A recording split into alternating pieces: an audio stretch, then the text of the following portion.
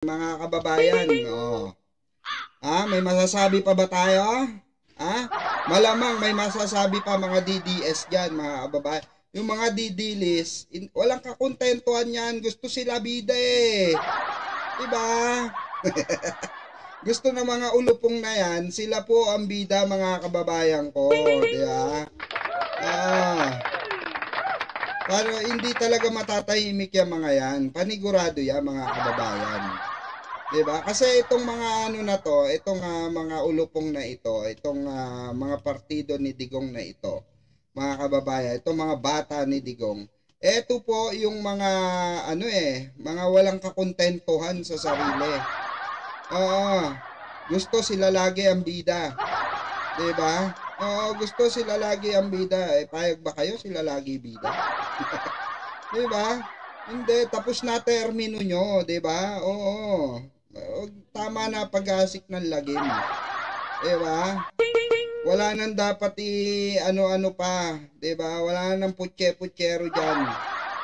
Tugisin kung sinong dapat tugisin. Diba? So, eto mga kababayan, eto yung part 2 kung saan may inilabas po si Pebbles, mga kababayan. Okay? Handa na ba kayo? Ano bang meron dyan, Mamang Pebbles? Go. Ang i-upload dun sa part 1, yung sinabi ni Harry Panurt. Diba? Eto na, panoorin natin. Magandang araw po sa inyong lahat. Well, alam niyo po, napag-usapan na natin na minsan talagang tanging paraan para mapauwi si Tatay Digong ay mawala bilang presidente ang Marcos Jr. at ang pamamaraan para mapatalsik sa pwesto ang Marcos Jr. sangayon sa salabing batas, kung siya mismo ay magre-resign, kung siya ay masisisante ng taong bayan sa pamamagitan ng isang people power, o siya ay kunin na ng Diyos, o di naman kaya ibigyan siya ng sakit na hindi na gagaling, no? Permanent disability, no? Siraulo talaga to si Harry Roque, no, mga kababayan, no? Obvious na obvious, mga kababayan, yung mga ano nitong mga ito Obvious na obvious yung kanilang mga propaganda no? Yari kayo kay Mamang Pebbles ngayon, 'di ba? 'Di ba? Well, siguro naman po alam nyo na sa mga pangyayari na binasura ng ICC ang interim release si Tatay Digong, na talaga naman pong ang pamamaraan lang para mapauwi na si Tatay Digong at ang pamamaraan lang para matapos na ang problema ng korupsyon sa Pilipinas ay talagang sa pagtatanggal kay Marcos Jr. bilang isang presidente. Kayo ang kurap! Binabaliktad pa diba? So, narinig niyo na? Lawyer ba yan? Lawyer ka ba, bakla? Umuwi ka nga ng Pilipinas, magharap tayo. Alam niyong hindi na makakalabas si Digong sa ICC. Correct. Alam niyo yan. Lawyer ka. Ako nga na hindi lawyer, alam ko Hindi ang pag-upo ni Sara Duterte ang makakapagpalabas sa ICC. Hindi mangyayari yun. Walang ganon. Wala. Ano sabi mo? Na ang pagpapatalsik kay BBM ang sagot para mapalabas si Duterte at People's Rally. Ano yung isa pa? Na sana na kunin na siya ng Diyos. Yung sabi mo na sana kunin na siya ng Diyos. Ano yan? Gusto niyo siyang ipapatay. Yung pala, malinaw, mga kababayan, Kay Pebbles nang galing niya, mga kababayan, Tandaan po natin, mga kababayan, dating DDS yan. Dati pong kaalyado ni Harry Roque ang mga yan. Ngayon, syempre, meron pang intel itong si Pebbles sa loob ng kampo ni Sara. Sa kampo nila Harry Roque, mga kababayan. Malinaw na malinaw, mga kababayan, na itong si Harry Roque at si Sara meron talagang pinaplano. Ano yung pinaplano? Yan yun. Bobo ka. O, bobo Ang ka bobo daw. mo. Are Roque, bobo ka daw. No doubt naman dyan, mga kababayan. Diba? No doubt naman. Talaga naman bobo eh. Diba? Sa sobrang takot mo at gusto mo nang umuwi, at naaawa ako sa'yo. Kailan pa nangyari yung pag napaupo si Sarah makakalabas si Tico? Hindi siya makakalabas. Iba ang ICC. Oh, di ba? Ang bobo mo. Kalimutan natin yung bobong humba na yan. Nagsimula kasi yan nung nabukin ko yung Sarah Army. Nabukin ko yan 2 days before pa lang ng September 21 rally. Alam ko na may destabilization sila ginagawa. Nako, yung pala mga kababayan, talagang alam talaga ni Pebbles, mga kababayan ko. Alam niya talaga na meron ng agenda itong mga DDS na ito, itong mga dutae na ito. Ayan, Lightero, shoutout po at kay Mama Dolly Babes, ayan, shoutout po. At binukin ko rin kung sino mga funder. Yun narinig nyo, may alam ni Pebbles kung sino mga funder niyan. Diba? Dito ako believe dito kay Pebbles, mga kababayan eh. Kasi matindi ang intel nito sa dutae. At walang kaalam-alam ang mga Duterte kung sino ang naglilik ng kanilang mga plano. Hindi alam kung sino ang ang pananim. Diba? Baka hindi nila nalalaman siguro, 'di ba? Na may ayaw na talaga, 'di ba? Sa pagkautak kriminal nito magkakapatid na ito, 'di ba? Kagaya sabi nga ni Pebbles, kagaya ng kanilang ama, 'di ba? Mana-mana lang 'yan, 'di ba, Pebbles? Tuloy natin. Kaya nung lumabas na yung balita after ng rally na may mga nagbabalita na meron daw palang coup na binabalak, gano'n ganyan. Natawa na lang ako kasi September 21 yung coup na balak nila. September 19, pinost ko na yan. September 19. Ayan malinaw. Na hindi nanguhula si Pebbles, mga kababayan ko. Dahil September 19 pa lang, nag-post na po, bago pa itong September 21 na Grand Rally, Cop alert, may linuluto, mga demonyo, madadamay pa yung mga magrarally for anti-corruption, mag-iingat po kayo, diba? Mayroon ng pa-warning, diba? Diba, malawak yan si Pebbles. Malamang may itinabi yan si Pebbles sa loob ng DDS. Correct. Alam naman natin, si Pebbles ang nagbuko. Kaya nga gusto ipatumba eh. Gusto ipatumba si Pebbles, diba mga kababayan? Gustong ipatumba si Pebbles nitong mga Sarah Army, mga kababayan ko, diba? Yan tayo eh. Kaya ito si Pebbles, mga kababayan, reliable ito. Reliable po ito. Tuloy natin. Coup alert, may linuluto mga demonyo. Madadamay pa yung mga magrarally for anti-corruption. Mag-iingat po kayo. Matagal na nilang plano yan. Hindi ko napindot yung more. Mahaba pa pala yan. Yan. Pinost ko na yan. September 20. Nako, ayan mga resibo. Mga resibo, kababayan. Mga resibo. Yan ang matindi dyan. Yung mga resibo, hindi magiging valid ang information, mga kababayan. Tandaan nyo to Hindi magiging valid ang mga resibo, ang mga informasyon kung walang resibo. Ayan malinaw na malinaw, mga kababayan, na meron talagang hawak na resibo itong si Pebbles.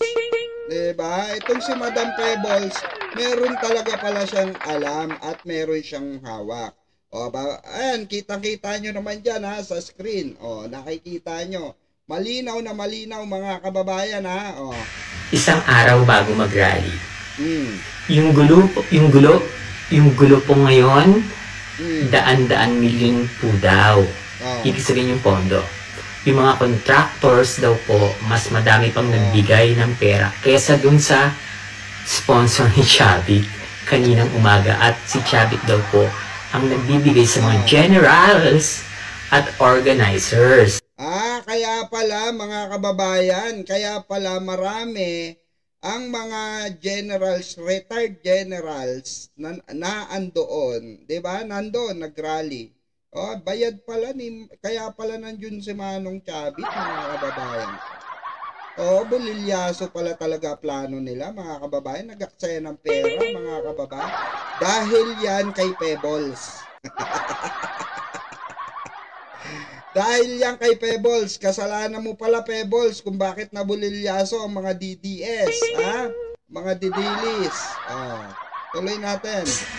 Padami ng padami po ang contractors na nakukumbinsi ni Chavit. Tapos eto bongga, mga magrarally bukas, papayag ba kayo na gamitin ang pera ni Chavit at ibinayad sa mga generals at sa manggugulo ay galing sa pinaglalaban nyo, galing sa tax nyo? Alam ko na po yung plano. Alam ko na yung plano bago pa lang mag-September 21. Kaya tawa ako ng tawa kay Pokis saka kay Belhica. Na nung time bago mag-September 21, etong si Pokis at saka si Belhica nagtatawag na eming may prayer rally pa tong si Belhica. Ginamit na naman ng Diyos. After nilang mag-prayer rally, alam niyo kung saan sila pumupunta? Malapit lang kasi doon ang bahay. Yung Camp Aguinaldo, malapit lang ang bahay ni Chavit doon sa Corinthians. Doon sila nagpupunta. Doon sila nagmi-meeting. Yan sila Jing Paras, yan si Eric Celis. Di ba lumabas yan na magkakamiting sila?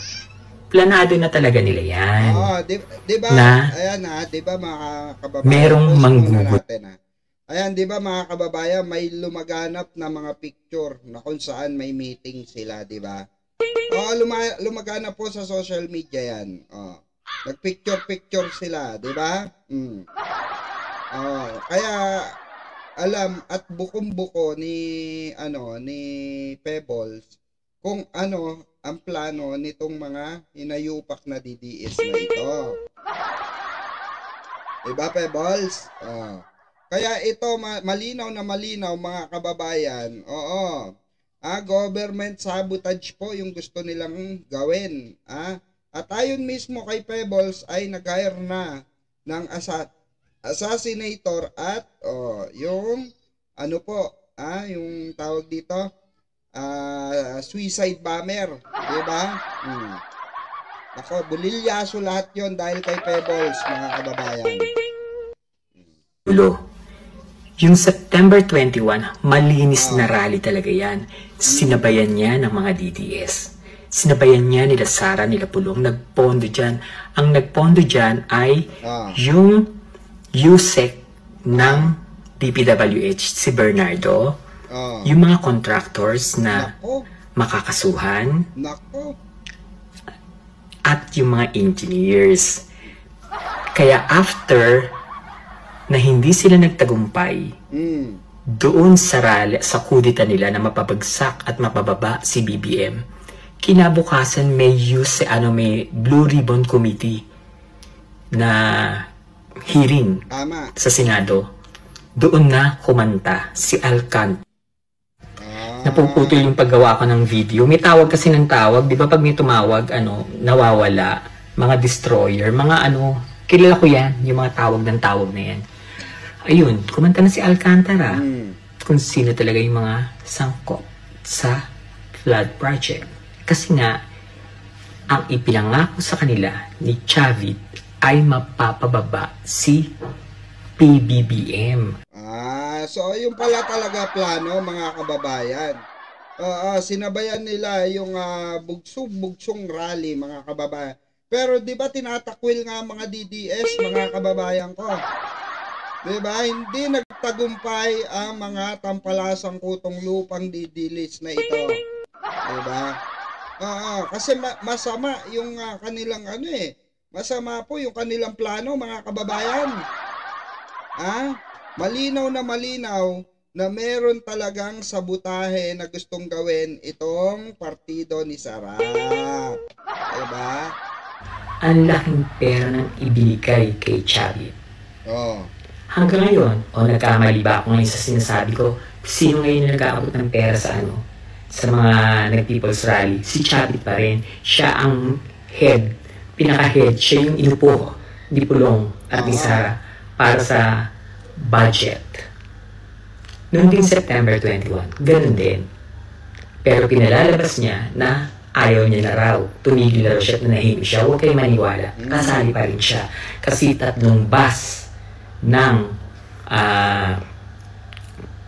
Partas Bus Company, 3 bus niya na galing sa Ilocos Sur, kasama dun sa People's Power Rally.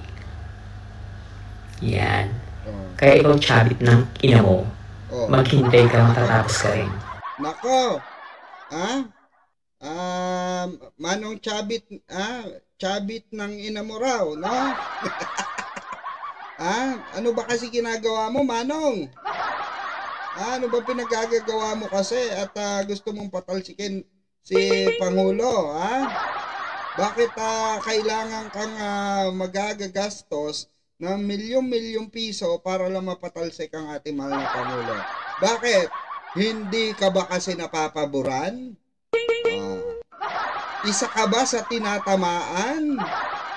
Or isa ka sa tatamaan na naman dito sa flood control issue na ito? Konektado yan, mga kababayan. Ilalabas ko lahat ng baho mo. Kaya gigil na sila sa akin. Yung Sara Army na yan, gigil na sa akin, pati mga retired generals. Naloloka sila sa akin. Kasi nasabi ko, Charles Angel ang extend ako. Hindi kayo mananalo sa akin. At kapag ako ang tumalak, may resibo. Marami akong ilalabas na resibo. So ituloy na natin. Naku po, ayan na mga kababayan, malinaw na malinaw sinabi po ni Mamang Pebbles natin na siya ay marami ng resibong ilalabas. Marami siyang resibong ipapakita sa publiko, 'di ba? Paano na ang mga didilis niyan? Naku po, talaga kahit naman sino siguro, Pebbles, no, maiinis sa'yo. Tuloy natin. Yung kwento, hindi sila nagwagi. Ngayon, ilang buwan hindi pumapasok si Sara. Lagi lang siyang nasa dahig. Correct. Alam niyo ba na nakabili siya ng bahay doon? Naku po. Sinabi ko niyan sa kanila, imbestigahan niyo dahil nakabili siya ng bahay sa Netherlands. Dahil ang laki nga naman ang gastos kung doon sila mag-i-stay. Ang dami niyang in-sponsor. Kaya pala mga kababayan ko, Kaya pala mga kababayan Pilipino, kaya pala lagi na andoon si Sara. Ay, Diyos ko, nakabili pala ng bahay. Sana, buti pa itong mga kababayan, no? Easy breezy na lang, no? Nagagawa nila yung gusto nilang gawin, galing sa kaba ng bayan. Diba? Ito ang mga the best of the best. Diba? Ito pansin nyo mga kababayan, seryoso, Nung simula nung dumating ang Duterte administration, pansinin nyo, simula nung dumating sila at umalis sila sa palasyo, gumulo ang sistema. Tama, mali? Gumulo ang sistema. Magugulo talaga Napakagulo ng sistema. Bakit kanyo? Walang kaabog-abog kung hindi guluhin ang bagong administrasyon. Bakit hindi ka nalang tumakbo kasi, Sara, 'di ba? Bakit hindi na lang kayo tumakbong magkakapatid, sabay-sabay na kayo? Ngayon, kung mahal kayo ng taong bayan, 'di ba, iboboto kayo. Pero kung hindi kayo mahal ng taong bayan, manigas kayo, ganon. 'Di ba? Tanggapin nyo ang katotohanan na wala kayong silbi. Ganon. So, Rani, di ba, mga staff niya, yung mga security niya, sino nagbabayad doon? Saan galing yung pera na yon? Di ba, pera ng bayan? Correct. So, she decided na bumili ng bahay sa Netherlands. Yan ang imbestigahan nyo. Legit yan. Legit yan. Hindi lang ako pwede magsabi ng pangalan kasi mapapahamak siya. Kaya nagtagal siya doon. Ngayon, yung pamilya niya nagpunta doon. Pag nagpupunta doon, doon naka-stay. Alam din ni Harry Roque yan. Alam niya yan. Baka doon naka-stay si Harry Mapupula naman yung video Mahaba talaga to. Sasabihin ko sa inyo yung pinagmulan ng eksena. Kung bakit gusto nilang ipatumba ang first family. Naku po. Churut sa bete. Ayan mga kababayan, may hirit pa si Pebbles. Yan talaga ang plano ng itong mga didilis na ito, itong mga Duterte na ito. No? Kasama sa itutumba itong first family. Okay? Mga desperado talaga ito yung mga tinatawag na walang manners. Ang alam lang mga kababayan, gumawa ng krimen. Diba? Ang alam lang mga kababayan, mambuli. Ang alam lang mga kababayan, diba? Magbunganga. Diba? Si Pulong nga, takot nga kay General Torre. Diba? Tapos ito pang si Sara, boboto pa ba ninyo ito? Diba? Pusang gala, pinapasahod natin, nasaan ba? Nasaan ba yung hinayupak na yan? Diba? Asan ba yung ano na yan? Diba wala, mga kababayan? Wala, hindi natin mahagilap, magpasa hanggang ngayon.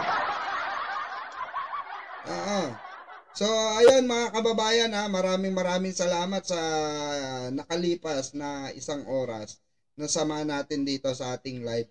Maraming salamat sa mga solid BBM dyan. Ayan. Maraming salamat din kung may basher man na nakapasok dyan. Salamat sa inyo. So magsama-sama po muli tayo sa panibagong reaction at panibagong live sa bukas magla-live ulit tayo, okay? So maraming salamat sa inyo. Once again, ito po ang inyong lingkod at magkita-kita po tayo for another video. Mabuhay po kayo. Once again, ito po ang inyong lingkod, Birador Piqua at your service. Don't forget to like and share and subscribe. I-click mo na rin notification bell mga kababayan kung bago ka pa lang sa aking YouTube channel. Thank you so much at God bless po. Ayan po, nandyan po yung ating mga Facebook page. Papollow na rin po yung ating mga Facebook page. Ayan, Birador Piqua, Red Mac Short, Piqua TV at Birador Piqua page. Ayan, maraming salamat. At mabuhay po ang bansang Pilipinas, mabuhay po ang ating mahal na Pangulong si PBBM. God bless everyone at